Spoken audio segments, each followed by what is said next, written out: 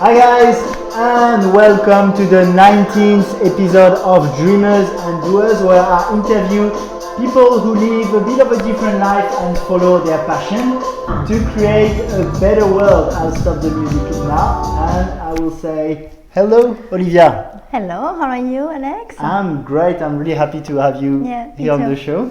So thanks for being here.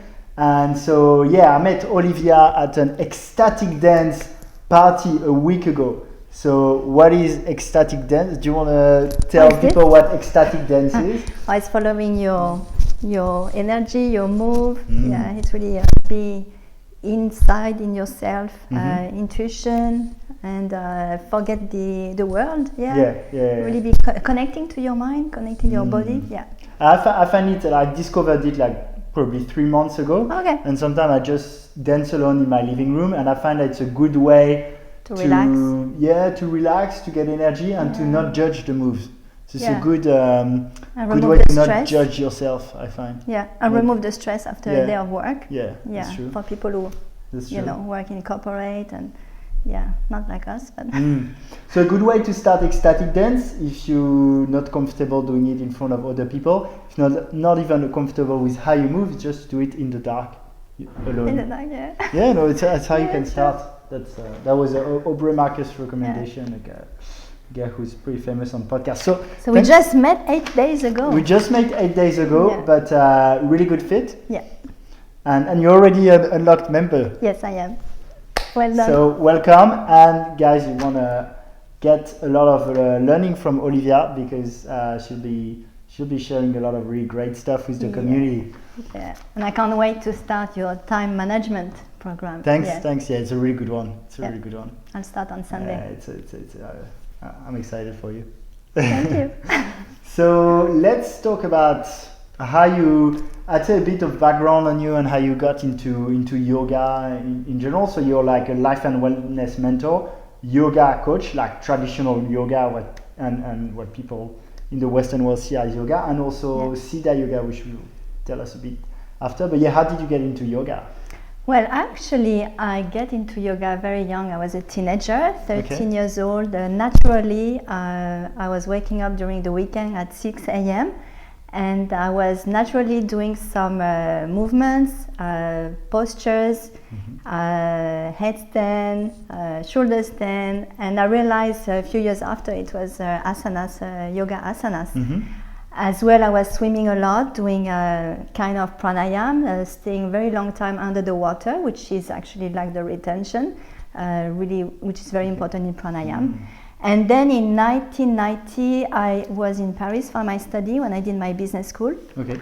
And I was actually going to a yoga studio with my grandmother. Yeah. And what the funny part is she was more flexible than me. So we were going every 2 days for a year and a half. Yeah. So it started with my grandmother in 1990, so long time ago. And you got really into it straight away? Yeah, completely. Okay. Yeah. And when did you become a yoga teacher? I actually became a yoga teacher only 3 years ago. Okay. Because I was actually not doing yoga for others. I was really doing yoga for myself. And it's only 3 years ago I thought, okay, I stopped the corporate world, and then I really do my passion. I was in the corporate world before. Okay. Yeah. Doing? In Singapore, I was actually a marketing manager in a cosmetic firm. Hair care products, and then after I was a general manager of a corporate company selling Gucci perfume. So it was quite challenging for the stress.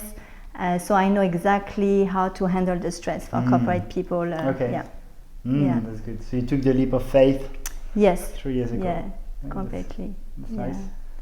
And so what did you get mainly out of yoga? Was it mainly for stress? Was it to balance the stress of your corporate job? I really liked yoga because as I explained, when I was a teenager, I was doing my practice naturally it was like natural. And then when I moved to Asia in 1995, I went actually a lot to Buddhist center. Okay. So I was associating yoga, Buddhism, where I was really in meditation, Tibetan meditation. And the reason of that is, I will say in 93, I lost actually my father Unfortunately, he was murdered. So I had to face this challenge in my life. And the Buddhism and the yoga was the best way for me to really feel more peace. But definitely, it took many years before I could really see this challenge as a blessing. It took many years. And we'll definitely jump into this now. It's just hi Dan, and thanks for sending the love. I like to prioritize just people's question here. There's like, I find yoga kind of difficult. However, it's all a mindset, in my opinion. That's not really a question, but like, what would you say to people who want to get into yoga but find it difficult? Okay, what does he mean by difficult? Physically, mentally. I think yoga is more than what you see in a yoga studio. Yoga studio sometimes is very physical, but yoga is as well meditation, it's relaxation. But if you really embrace the essence of yoga, it's as well every day.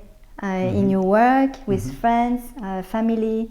You actually do yoga by connecting to people, being nice to each other. You were just doing saxophone earlier. It's a kind of yoga as well, because you create joy around you. So it's type of yoga too.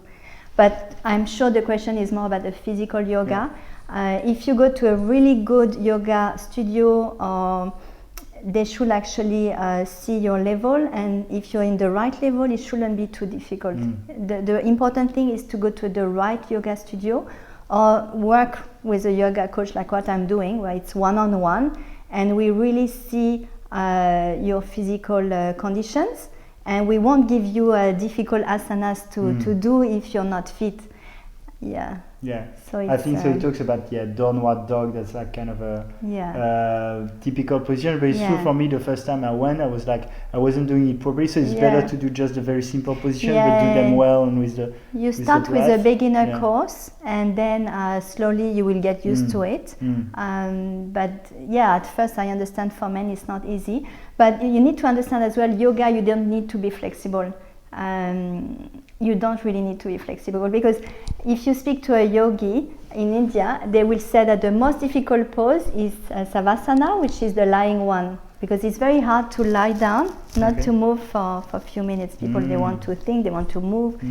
So yoga is start with just lying down, with a relaxation. That's my favorite pose, actually. That's excellent, but that's the very important one, where you really work on your nervous system. So it's really good. Actually, everyone, if some of you listen to us tonight, it's very important 10 minutes per day to lie down and relax. Not sleeping, but relax your hands, relax your arms, relax your legs.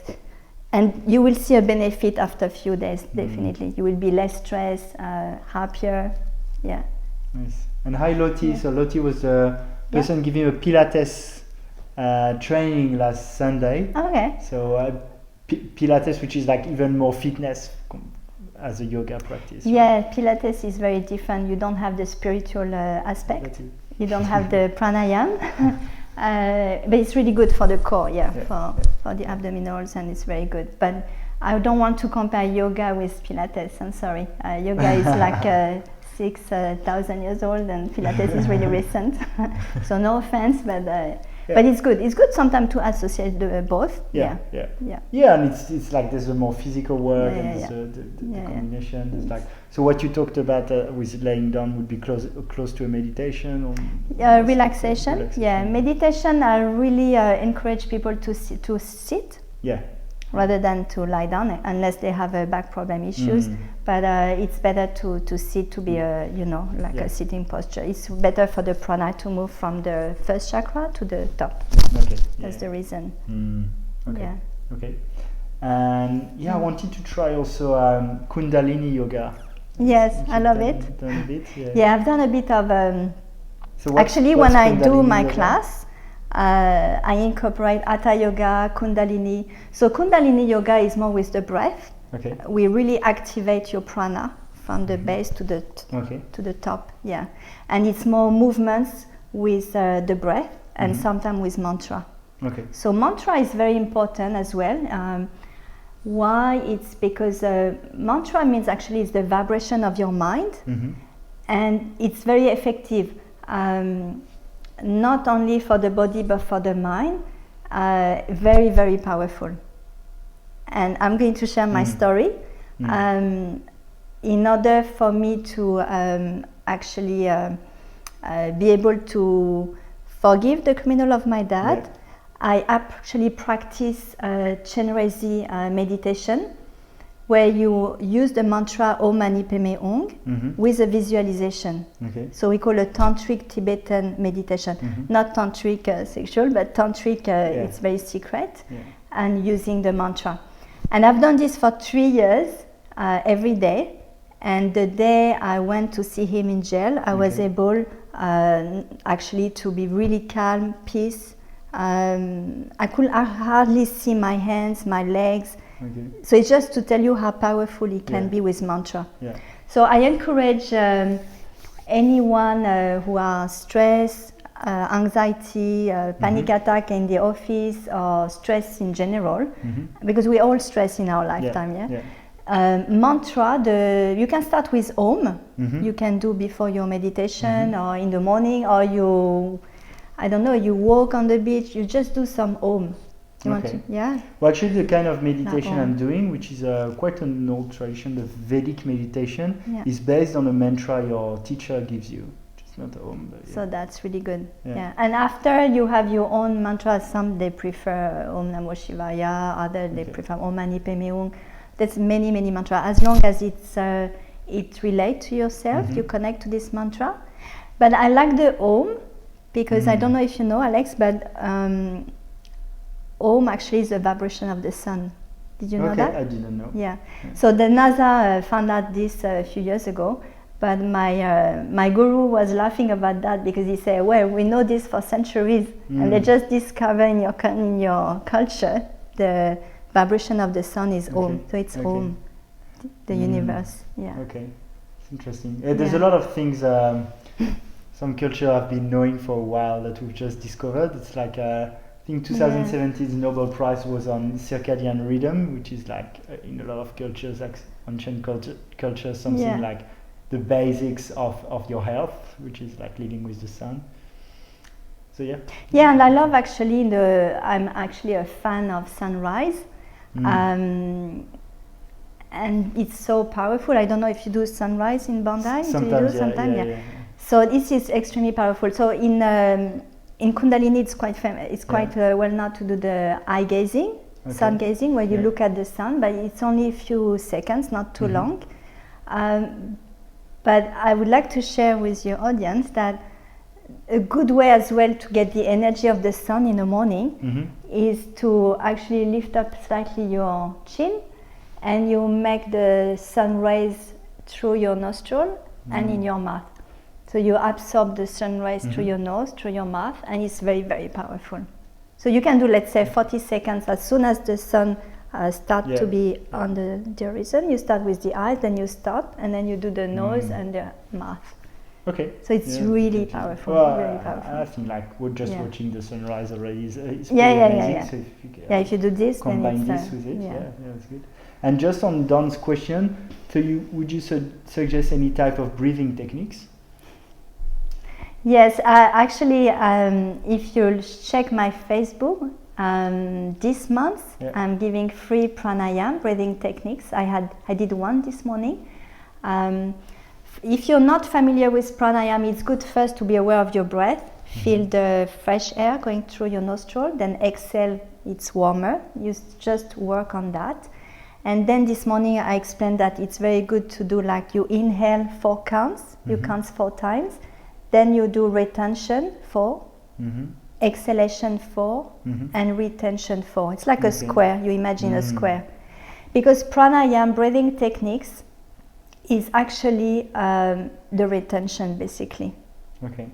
We think that pranayama, you get the most of it when you inhale and exhale. No.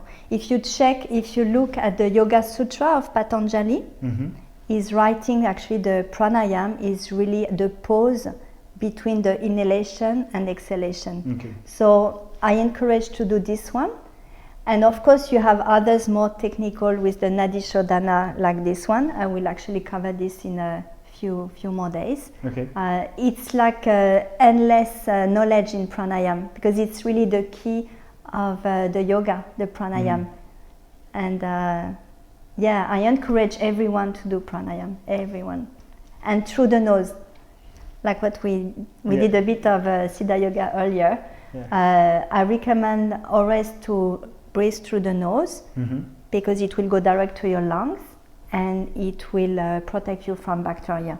If you always breathe to the mouth, it will go to the stomach, which is not good. So always breathe through the nose. Yeah. Okay, and now I really want to jump on. So we've retained it a bit, but like on how, on forgiving the murder of your father, because that's something really powerful that you've done. That can seem maybe even weird to some people, at least inconceivable to most people, which would be so. Why? Yeah. First question would be, why did you want to forgive the murder of your father? Well, my dad was murdered in '93, and we didn't know who did this act. So I was very stressed. I didn't know who did this to my dad. So it could be someone in, my neighbors. So I was very, very stressed. And it took. I was not living anymore. I was like dead. Yeah. Like you can't live normally. Everything is around who did this. It's all days like this for years. And so I thought I need to, even though I was doing yoga, Buddhism, it was, I will say, not enough. I did the Buddhism with His Holiness the Dalai Lama. I went to see him in India. I met him personally, so I learned a lot. But his lineage we call Gelupa school. After 10 years was not enough for me. So in 2003, I wanted really to learn a higher tantric Tibetan Buddhism, which is the Kagyupa lineage. It's another Lama called Karmapa, and it's more like tantric, so it's more secret, it's more advanced, and it's the one I was telling you a little bit earlier with the mantra and the visualization. So it was for me a way to remove the stress. And stress, even though it was stressful to lose your dad like this, we have stress in the corporate, we have stress every day. And trust me, for your body is very, very bad. And I experienced health problem in 2000 when I had my son, just because of this stress. So forgiving the criminal of my dad, to answer your question, was a way for me to live again, not to be stressed, and as well to be more compassionate, and to give the possibility to this man to understand that he has good thing in him as well. And I believe that all of us have good and bad thing. We have both. So even a criminal, even he did this, I'm sure he has good in him. So meeting him was amazing. Yeah, it was it was a bliss. Yeah. Okay. Yeah. No, that's. And I'm sure today, I think he's out of jail now. I'm sure he will remember when I came to see him, when I forgave him, and that will be his chance to have a normal life. Yeah. Otherwise, he won't have a normal life. So I gave him as well the seed to be someone good. That's really powerful, like to give love to someone who did that. Yeah. So it's just now I'm all good with that. I just want to inspire people, because I know sometimes the ego is very here, and they don't want to forgive their husband, they don't want to forgive their mother, their colleague. It's just the ego. But let it go. If you let it go, your ego, communicate. It's so powerful. And His Holiness the Dalai Lama always explained that. he say forgiveness is power. Yeah, it's power. It is. And and even when you look at things that would be then when you look at people who keep a lot of resentment for things that are actually not that important, you think what a waste. That's really beautiful. I mean, that can be a bit controversial sometimes, but I personally think that people do their best with their level of consciousness, and like, so I wouldn't even have hate towards like a terrorist that kills children, because he just thinks like that's like, so I mean we often do think like good and evil, and I know it's like something I'm not sure of, but like to me like a terrorist wants to create good, is just his conception of good is it's very different. Yeah, it's extreme. But there's good in him. Yeah. I believe that. I know it's hard to believe, but it's I mean, it's, and I say it to you because I know, like, I know it'd be hard to say for me, for example, because I didn't have like major drama as you did, but that's still what I think for this. As soon as it's, as long as I inspire, I think it's, I'm happy. It's really inspiring. Like, and especially now it's no more trauma. I completely deal with that, and I'm very strong. It's what people need to understand. It's when you have challenges in your life, because all challenges are big, there's no bigger than another one, depending of your childhood, it can be big for. So what I'm saying is, anyone who has challenge, they should consider as a blessing, because they are going to grow, they are going to be stronger, and thanks to this challenge, they will have more success, and they will go actually more. They will be more aligned to their values. They will be more. There's more benefits. So So if everyone who has challenging, they just have to draw a list of benefits, and there are many. I mean, easier said than done, but I agree. Like seeing everything that doesn't go your way as a challenge to almost see them like as like a bit gamify it almost like there's an obstacle but meditation can help you. I think meditation you can't achieve this result without meditation. It's not possible. There's a good comparison. It's like if you notice, you have the software. If you don't do meditation, you don't have the hardware to run that software. So you could know you should do it, but it just doesn't work because the machine is not powerful enough.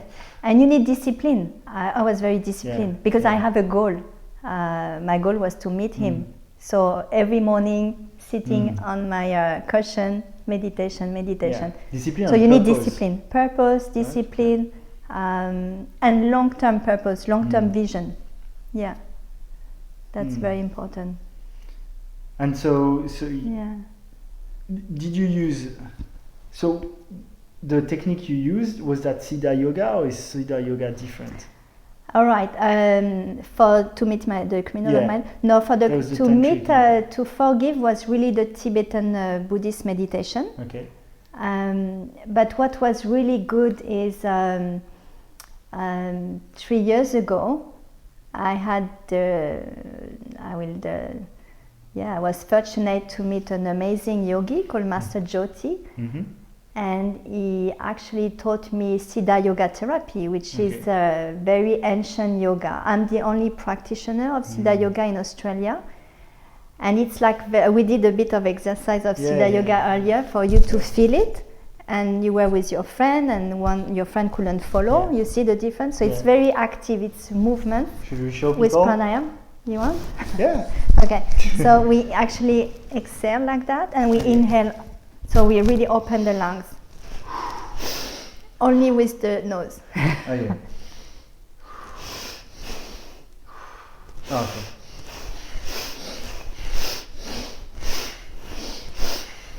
That's gonna be funny for the people listening to the podcast and not seeing us.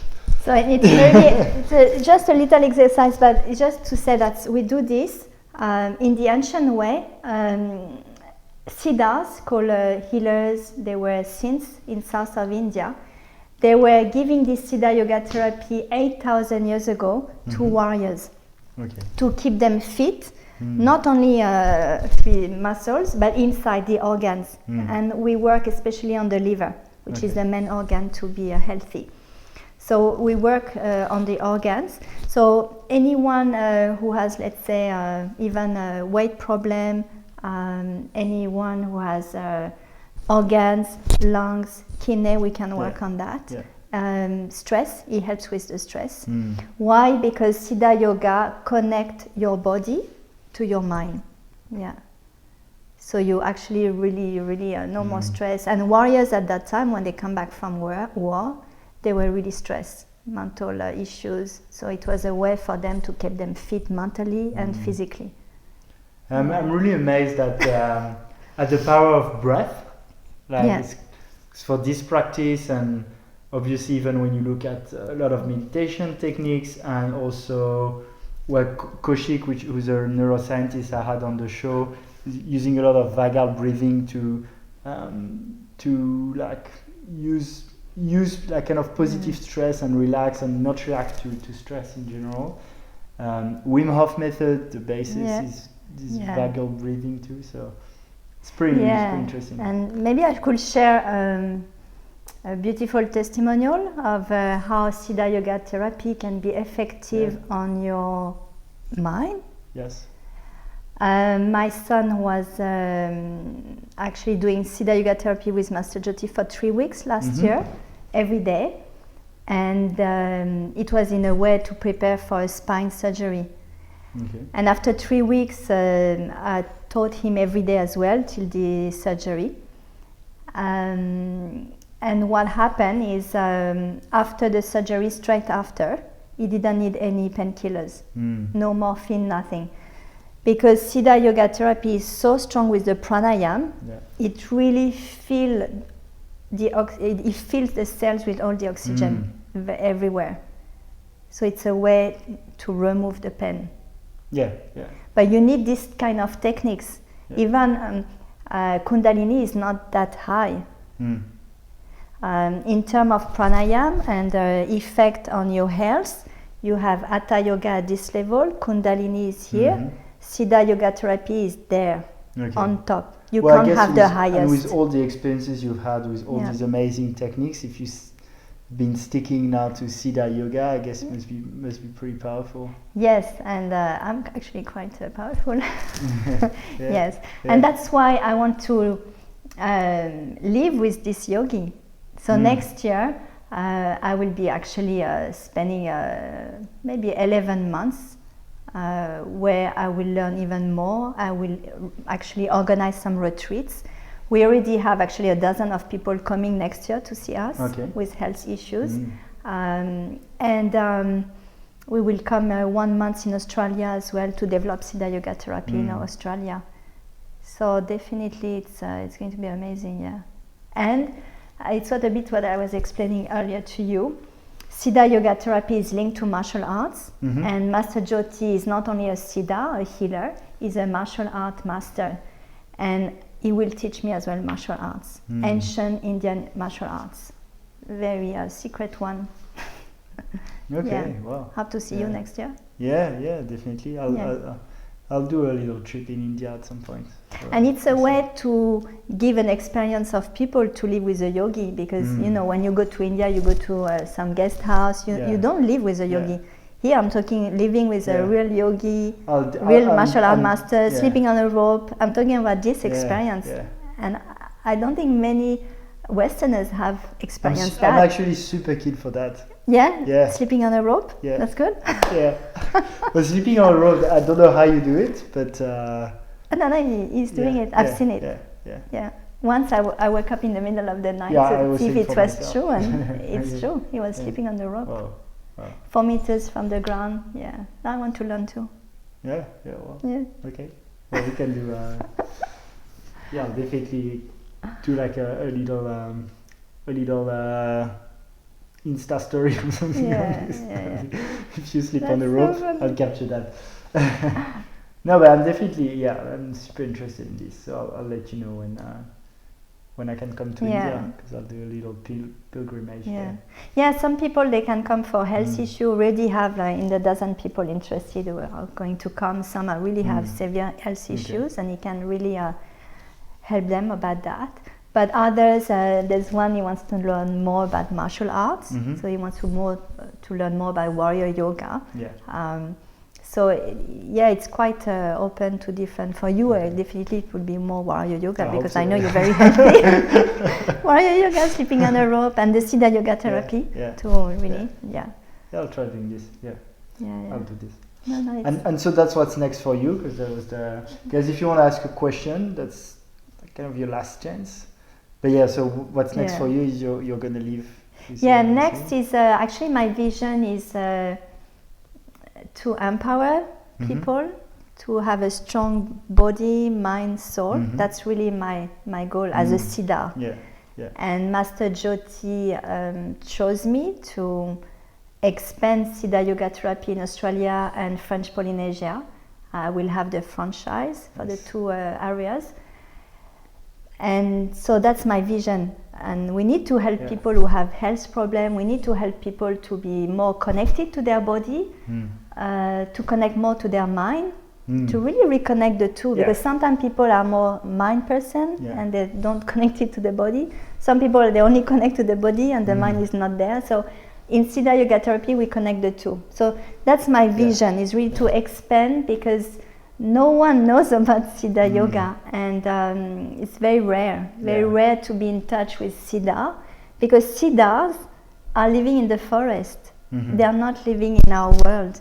And Master Jyoti is, in a way, it's a pearl, because he's open to Westerners, and through me, I will be the bridge between his world and our world.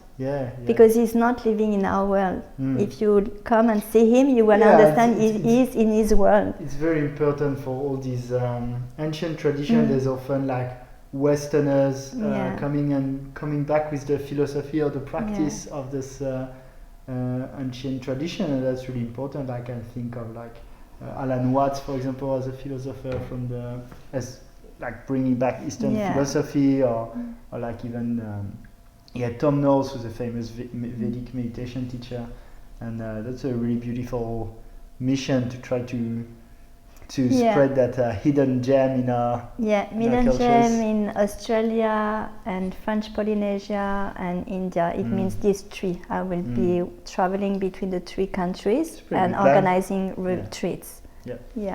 And just to tell people, I mean, it's true. Even like when you're a very rational person, which is my background and yours too. Like you used to work in corporate and both French. Well, you gotta realize, like, the more I got into it, the more science backs a lot of those body-mind connections, and a lot of people got actually and like, for example, when I was at Tony Robbins' event, he had like his wife, he had tried a lot of things he had like some kind of sickness when they were going in a helicopter, and like they tried everything, nothing worked, and they went to that Oneness University. I think it's closer to Kundalini type of meditation, but it like really worked. So they are like it's like there's nothing woo-woo about it. It's backed by both science now, a lot of this practice, and also by experience from people you can relate to, like business owners from the Western world, nothing crazy. No, definitely. It's a science. Yoga is a science, meditation, and I really encourage anyone to follow you, because you're doing as well meditation, to follow me. Thanks. Because they really it's really so powerful, the pranayama and the meditation, and it changed our life. I mean, look how happy we are. We are. And there's great things about traditional Western medicine, like Western medicine about like medication, but like we've overdone it. Like our Western societies, they've done too much, and you get that to merge that science with the more traditional medicine that work, and they work for health, but they work for mental health too. That's why pretty And I happy just person. want to share something else from Master Jyoti. I was on the phone recently with him because for us, for our destiny is really to help people with their health. So body, mind, soul. It's really our dedication. It's our life. It's our passion. And he was on the phone and he was telling me, Olivia, people really need to understand that if they have health, good health, they have to keep it. They have to maintain, they have to keep it. Because if they don't keep it, so keeping the health is through a good diet, is through good lifestyle. Yeah. Like don't wait for drama to start to improve. Have a good mindset. Yeah, definitely. So it's the mindset, the diet, everything you put in your body, what you eat. You have to think, what are you putting in your body? What are you drinking? Again, with your mind, what are you putting in your mind? So try maybe to avoid negative people. Try to have too much drama in your mind, trauma in your mind, etc. Because he said that as soon as you lose your health, don't take it for granted. As soon as you lose your health, then we have to go for healing. And if the healing doesn't work, we have to go on spirituality. So it was very interesting the way he described that. Like keep your health, maintain your health. Otherwise you go for healing and then you have to go for spirituality. Yeah. And in Siddha Yoga therapy, we really try to bring back the health. So from spirituality, healing, and then health. Yeah. And just last question as we're talking about it, what's your nutrition? I'm not vegan like you. You don't have to. Like, I actually, my nutrition, since I'm 14 years old, I'm very, very careful with my food. Okay. Naturally, like I was telling you, I was doing my yoga without knowing it was yoga. I remember myself when I was 13 at the school choosing my food very carefully. So what I am eating. What does it mean? Like what? So because it's to be healthy very. Nutrition can mean very different things. So it means like I was avoiding too much oil. I was avoiding too much pasta. I didn't eat much bread. Okay. So what is my nutrition? Is I'm eating a normal lunch in the morning. What is omelette with lots of veggies. Okay. It's like 80% of veggies. Okay, 80% of veggies. Because green vegetables, is a way to actually assimilate your nutrients. You can eat proteins. If you don't eat veggies, green veggies, you won't assimilate your proteins. Do you take supplements? Yeah, I do actually take vitamin C. Okay. Yeah. Because I like to be I'm never sick, but I like to take vitamin C for sure. Otherwise, I take an algae that actually I'm buying from. Is it like spirulina? It's better than spirulina. It's Aphanomezon floss aquae. Okay. It's from a lake in Oregon in US. Okay. And it was actually used by Americans, and it improve your stem cells by 40%. Okay. Yeah. So if that you're anti-aging? Definitely, yeah. Oh, that's good.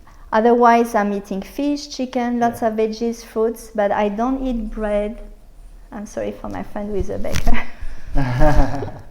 But I'm not eating bread. I'm not eating pasta, and I drink a lot of water. And again, for those who are watching, water is not only a liquid for us, but water is oxygen. If you see the molecule of the water, you have oxygen, and people don't think that way. So today I'm really explaining that drinking water is a way to breathe better. You improve your breathing, and you improve oxygen in all cells of your body. Okay. Yeah, and it's what I like with Master Jyoti is like he make me think you need more oxygen, drink water. Okay. It's for the oxygen, not only the liquid. Yeah. Good, like around 3 liters a day or something, right? 2-3 liters? No. Maybe I will drink a liter and a half, but not more than that, because I take a lot of fruits. Okay, then you have the water. Yeah. Okay. And alkaline is the best, and that's why I actually invested in a Kangen filter. I it took me many years to know which water should I drink, It's the what filter, is the right? best? And then you can put tap water. And It's a filter, on your tap. yeah, okay. And okay. it's really perfect. That's It the makes best. it alkaline. Alkaline. Okay. So alkaline is the best. But if let's say you don't have alkaline filter because it's a bit expensive, the best is any green tea, any tea is alkaline. Okay. And Green tea, avoid white coffee. Tea, even better. Any tea. Okay. Avoid coffee. Oh, Coffee yeah, good. make your body acidic, Mm.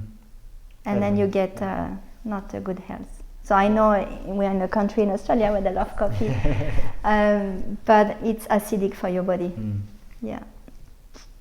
Cool. Well, thank you so much. Thank you. 'Cause that was Thank you really for the interesting. interview. And we always finish with a little bit of music. So we'll Yes. start now. Yeah, And yeah. with a hug. We should. Thank you, Alex. Thank you, Olivia. That was super powerful and really interesting. I hope you liked it. And this is the end of the episode. Thanks, guys. I will end the live now.